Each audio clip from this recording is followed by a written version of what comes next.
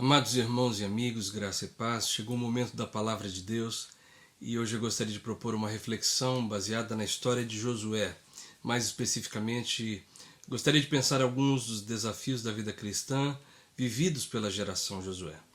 Constantemente, e ainda mais nesses últimos dias de pandemia, eu ouço pessoas dizendo: eu não sei o que será da minha vida daqui para frente. Outras, muito frustradas, dizem: pastor, justo agora que as coisas estavam melhorando para mim, agora que tudo parecia ir bem, que a coisa estava dando certo, acontece uma coisa dessas e destrói os meus planos.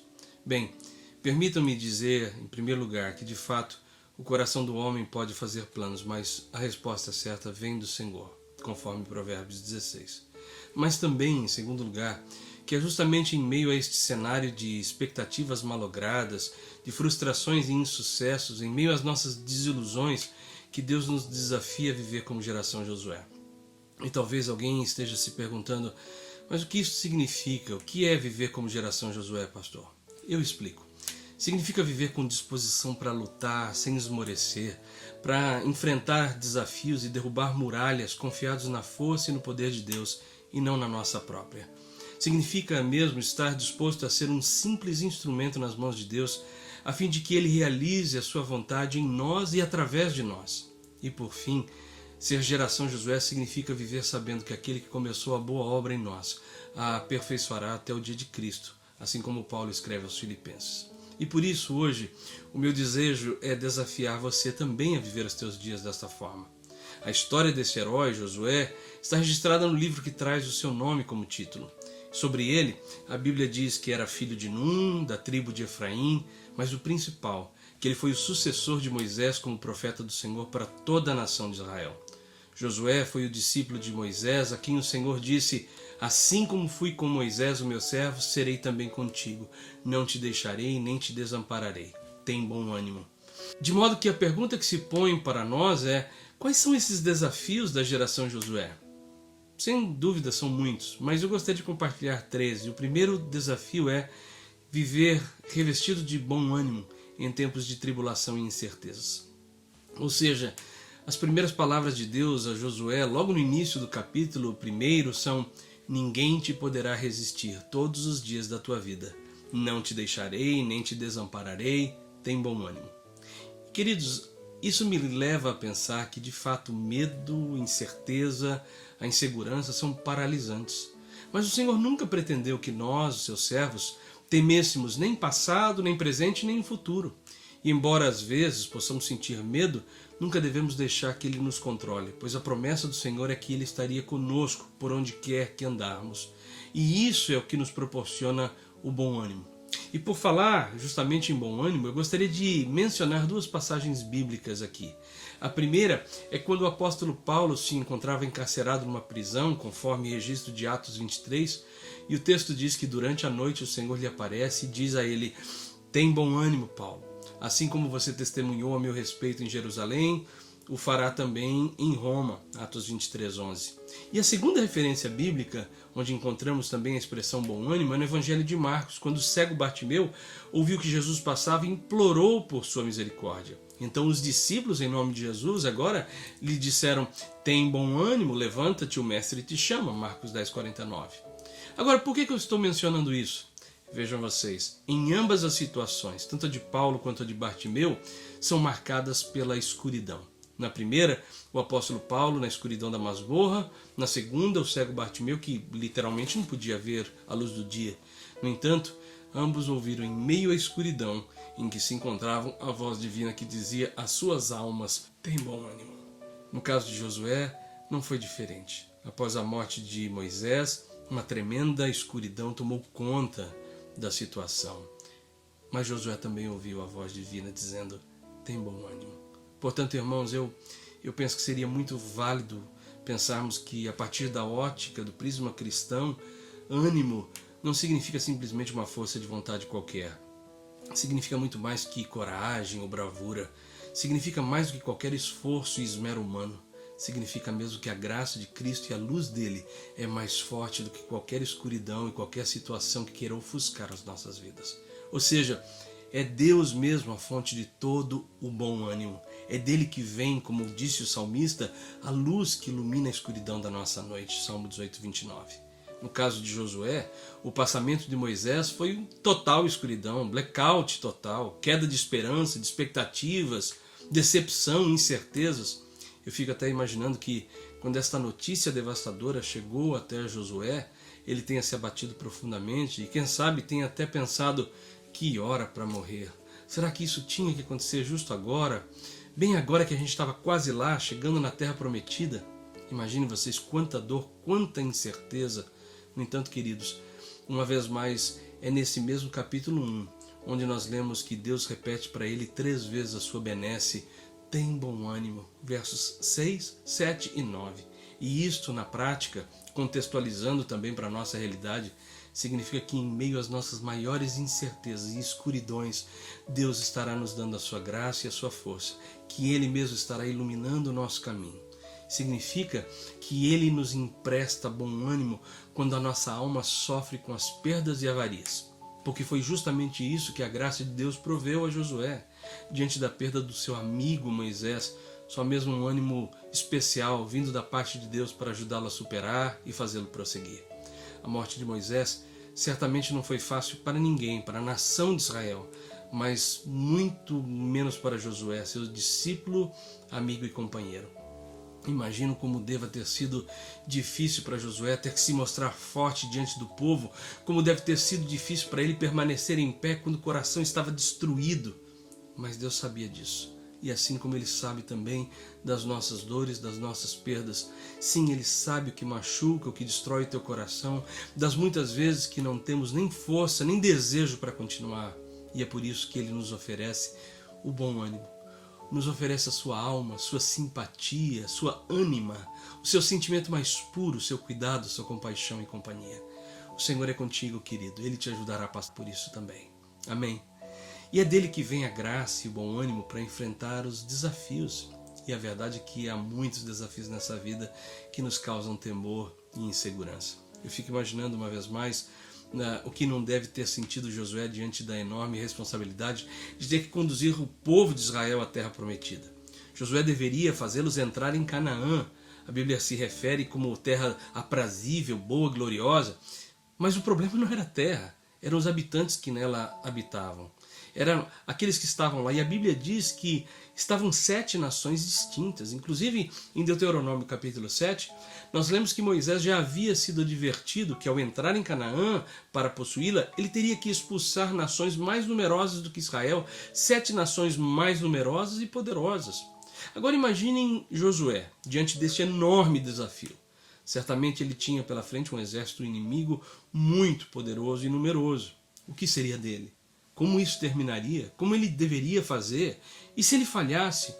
Estas incertezas e tantas outras, essa insegurança e temor estavam diante dele. Porém, diante dele estava também o Senhor Todo-Poderoso que continuava afirmando a ele: esforça-te, sê corajoso, eu te ofereço o meu bom ânimo. Queridos irmãos e amigos, quando estivermos diante do incerto, do desconhecido, ou mesmo do inimigo mais terrível, poderoso, lembremos-nos, assim como o Senhor foi com Moisés e foi com Josué, Ele será também conosco. Ele será contigo, Ele não te deixará, não te desamparará. Não temas, nem te espantes, porque o Senhor está ao teu lado. Por onde quer que andares, a luz dele iluminará a tua escuridão, e a graça do Senhor será a tua certeza em meio às muitas incertezas. Amém. Bem, o segundo desafio que eu gostaria de compartilhar, de viver como geração Josué, é de aprender a levantar na força do Senhor e prosseguir com fé. Ou seja, logo após a constatação da morte de Moisés, o Senhor diz para Josué o seguinte: levanta-te agora e passa este Jordão. Ou seja, a gente não pode nunca perder o caráter teológico e profético de que Deus está no controle da história e de que tanto o passado, presente e futuro estão em suas mãos. E é por esta mesma razão que, ainda que a gente tenha sido nocauteado por alguma situação, alguma notícia bombástica desta vida, é preciso levantar e prosseguir. E por esta mesma razão, o apóstolo Paulo escreve aos Coríntios dizendo: atribulados sim, mas angustiados não. Perplexos, mas não desanimados. Perseguidos, mas não desamparados. Abatidos, mas não destruídos. E mais adiante, Paulo conclui dizendo: Por isso não desfalecemos. Ainda que o nosso homem exterior se corrompa, o interior, contudo, se renova de dia em dia. 2 Coríntios 4, 8, 9 e 16. Ou seja, queridos, Deus é a razão de nós não desfalecermos diante dos problemas e decepções, por maiores que sejam. E eu não estou sendo superficial, nem falo isso como um simples clichê. Eu sei que falar sobre frustração é bem mais fácil do que vivenciá-la. Todos nós passamos vários problemas e várias frustrações nessa vida. Isso é uma ocorrência universal e comum a todos, e que na prática significa mesmo uma oportunidade para o nosso amadurecimento. No entanto, infelizmente, nem todos conseguem aproveitar isso, perceber e ao invés de prosseguirem, sucumbem. Acreditem em vocês, não são poucas as vezes que eu me deparo com pessoas para as quais a vida perdeu o sentido e o valor. Gente que desistiu, que ficou entrevada, paralisada após sofrer uma grande decepção.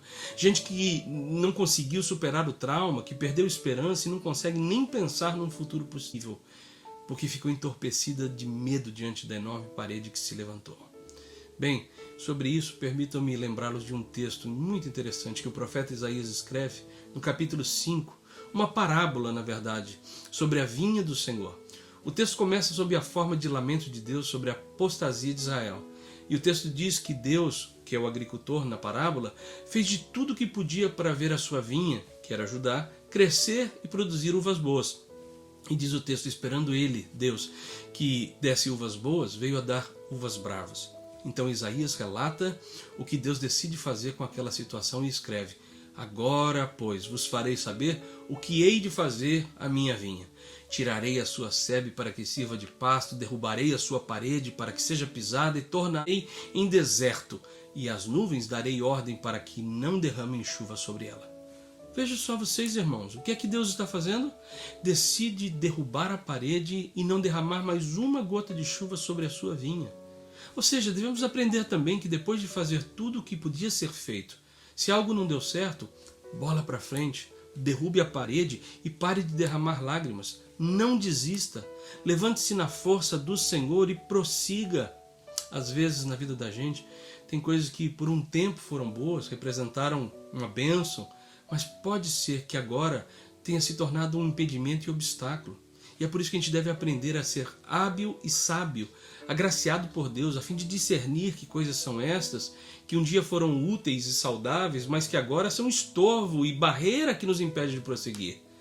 Peça a Deus graça e sabedoria para discernir estas coisas, e assim que você as descobrir, peça também força a Deus para derrubar esta parede que te impede de avançar e de desfrutar tudo que Deus reservou para você no futuro. Voltando para o protagonista Josué, eu fico pensando quando o Senhor diz para ele: o meu servo Moisés é morto, levanta e passa esse Jordão. Imagine vocês se Josué e também o povo, por tanto amar a Moisés, quisessem arrastá-lo para Canaã. Imagine se a atitude do povo fosse assim do tipo: não, Senhor, sem Moisés a gente não consegue não. Sem Moisés a gente não segue, não prossegue. Imagine Deus dizendo para Josué: levanta-te agora, passa o Jordão. E Josué responde para Deus: ah, Senhor, não vai dar não tenho forças. Sem Moisés nós não vamos a lugar nenhum. Ou ele vai com a gente ou a gente morre aqui com ele. Queridos, lamentavelmente, essa hipótese absurda tem sido realidade na vida de muita gente, de muitos talvez que me ouvem agora. Quanta gente morrendo junto com aquilo que está morto. Levante e prossiga. E sem querer me alongar nesse ponto, quero ainda apenas mencionar mais um texto que me vem à mente, uma outra história interessante, que tem a ver com isso, registrado em 2 Samuel 12, que diz respeito à perda do primeiro filho de Davi com Betseba. A Bíblia diz que a criança cai enferma e por isso o rei Davi chorava e não queria comer. Até que, lá pelo 7º dia, ele ouve os seus servos cochichando e por fim ele soube e entendeu que o filho havia morrido. Então, após a constatação que a criança estava morta, diz o texto que Davi se levanta, vai para sua casa e, a seu pedido, ele é servido de pão e come. Então os seus servos perguntaram: ó rei, que é isto que fizeste? Pela criança viva jejuaste e choraste, mas depois que ela morreu, tu levantaste e comeste pão? Então Davi responde: enquanto ela estava viva, jejuei e chorei, mas agora que é morta, por que jejuaria eu? Ou seja, amados, uma vez mais, a minha oração hoje por você que me escuta é para que Deus te dê graça, sabedoria, para suportar as dores e perdas, mas também a graça para se levantar na força dele e prosseguir firme. Oro para que a gente consiga atravessar o nosso Jordão com a mesma certeza da promessa que Deus fez a Josué, de que ninguém nos poderá resistir todos os dias da nossa vida, porque assim como Deus esteve com Moisés e com Josué, estará conosco também em toda e qualquer situação. Amém. Bem, chegando ao fim, o terceiro e último desafio que eu gostaria de compartilhar com vocês e para todo aquele que deseja fazer parte dessa geração Josué, é o desafio de reconhecer os muitos milagres de Deus em nossas vidas. Ou seja, é preciso mesmo essa graça para perceber que não estamos sós, que Deus está conosco e que Ele tem nos agraciado com muitos milagres. A tua vida, minha vida já é um milagre. Na história de Josué, a travessia do Jordão e a derrubada de Jericó constituíam e marcavam o começo da vitória, antes, obviamente, da posse de Canaã. Quando os espias voltaram da casa de Raabe e disseram a Josué: certamente o Senhor nos deu essa terra, Josué e a sua geração precisavam primeiramente atravessar o Jordão. Mas isso era um enorme desafio. Por quê? Porque o rio estava alagado, estava inundado. Josué e todo o povo pensavam que eles teriam que esperar muito tempo até que o rio baixasse para atravessarem a val, e isso daria tempo suficiente para os inimigos prepararem a sua defesa. E então a palavra de Deus diz que no terceiro dia, assim que os israelitas chegaram ao Jordão, o Senhor ratificou o pacto com Josué e disse para ele: hoje, Josué, começarei a exaltar-te diante de todo Israel, para que todos saibam que assim como eu fui com Moisés, sou também contigo. Josué 3:7. Então o poder de Deus se manifestou ali e fez o milagre acontecer. O Jordão se abriu e assim como aconteceu com Moisés, que passou pelo mar vermelho a seco, agora Josué e todos os israelitas atravessaram o Jordão a seco.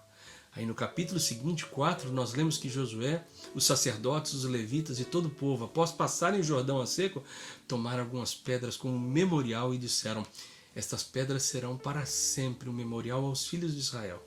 E quando no futuro os nossos filhos perguntarem o que significam essas pedras, nós faremos saber que o Senhor nosso Deus fez secar as águas do Jordão diante de nós para que passássemos a seco. Faltava agora uma segunda parte, a tomada de Jericó, que deveria ser tomada antes de possuírem a terra de Canaã. Mas esse era um outro desafio, um grande problema. Afinal de contas, Jericó, como sabemos, até as nossas crianças sabem, era uma cidade extremamente fortificada, cercada por muralhas altíssimas e preparada para se defender.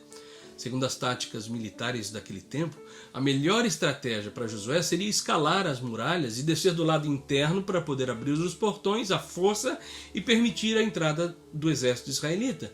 Mas isso era totalmente inviável, além de representar, claro, um enorme risco para a vida dos israelitas.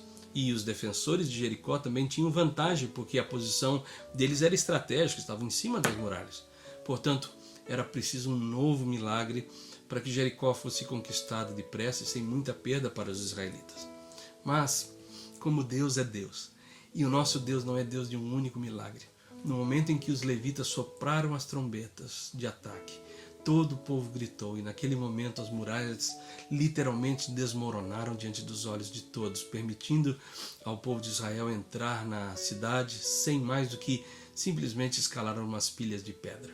Bem, eu só poderia concluir essa reflexão de hoje dizendo que Deus esteve com Josué e a sua geração, provendo a eles uma série de milagres, intervenções divinas, teodiceias, manifestações de graça, ajudando-os em cada momento, em cada fase, revelando-se em cada etapa da jornada e da vida deles, cumprindo a promessa que ele havia feito de estar com eles e dar vitória.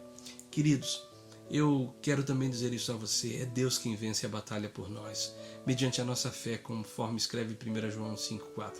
Afinal de contas, por mais estratégias que a gente possa ter, por mais planos elaborados que a gente possa fazer e por mais inteligentes e estratégicos que possamos nos revelar, a verdade é que o conhecimento humano sempre só nos pode levar até uma parte do caminho. Mas o poder de Deus é o que tem poder para derrubar as nossas Jericós. Amados, não sejamos desmemoriados e muito menos ingratos. Lembremos-nos dos muitos milagres que o Senhor tem feito em nossas vidas, dos inúmeros livramentos que Deus já nos deu, das muitas vezes que as águas quase nos submergiram e de como o Senhor sempre nos guardou e nos conduziu por travessias seguras.